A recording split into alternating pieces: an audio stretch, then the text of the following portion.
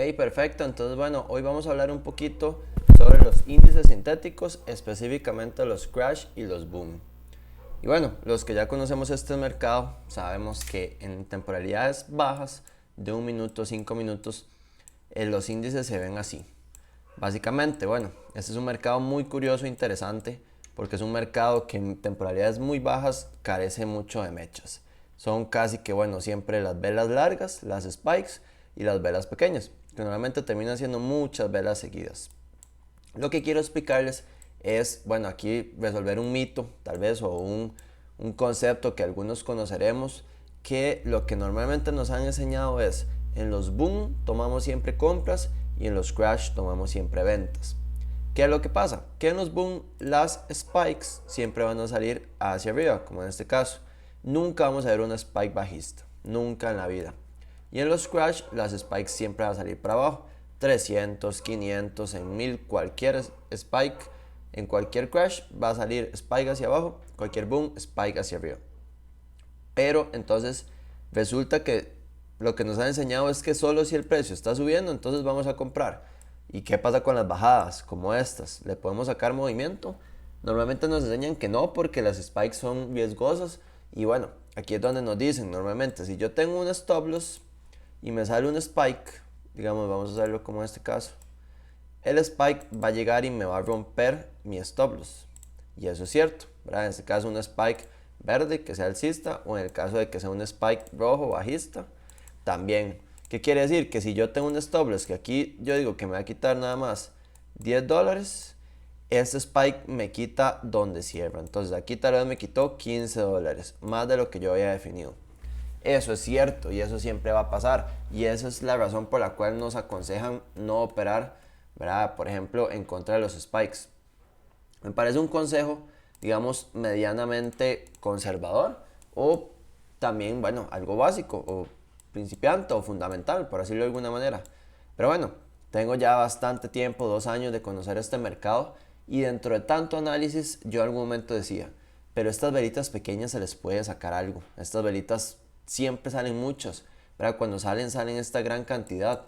Aquí si las contamos hay 1, 2, 3, 4, 5, 6, 7, 8, 9, 10. Hay como 20, 23 velitas de estas. Son 23 minutos seguidos en que el precio baja, sin retroceso. Ahí es donde yo dije, no, definitivamente una estrategia muy buena es cazar spikes, pero también tiene que haber estrategias a favor de los movimientos de velitas pequeñas. Entonces hoy quiero explicarles un poquito, ¿verdad? Por supuesto vamos a entrar más en detalles dentro de la academia de cuál es la estrategia específica que utilizamos, pero aquí les voy a dar el dato principal de cómo puedo evitar yo los spikes o cómo huirle a los spikes. Como principio fundamental tenemos que entender que existen dos tipos de spike, y para eso vamos a usar el boom 300 y ya les voy a enseñar otros boom, otros crash por ejemplo. Hay spikes que son de impulso, que son estos de acá, largos y seguidos. Y hay spikes que son de retroceso, como este, pequeñito, pequeñito, pequeñito y más espaciados entre ellos. Existe una enorme diferencia entre estos y estos.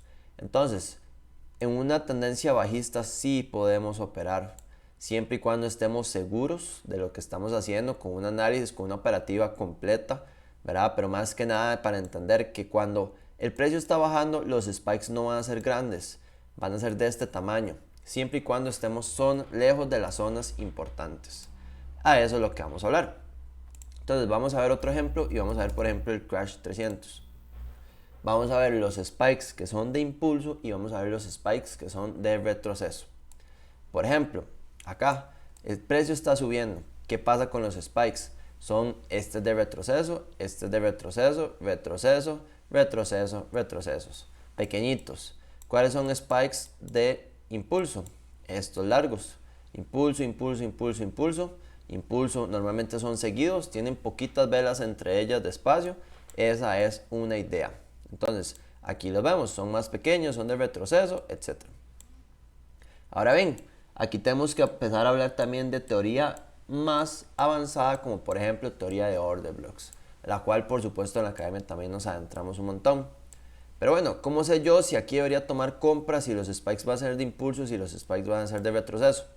En este caso yo lo que hago es verlo en temporalidades mayores. Por ejemplo, me gusta la temporalidad de 15 minutos. ¿Y qué es lo que nos tenemos que preocupar? La diferencia de si un spike va a ser de impulso o de retroceso sería desde dónde viene. Entonces vamos a poner el ejemplo de esta tendencia alcista.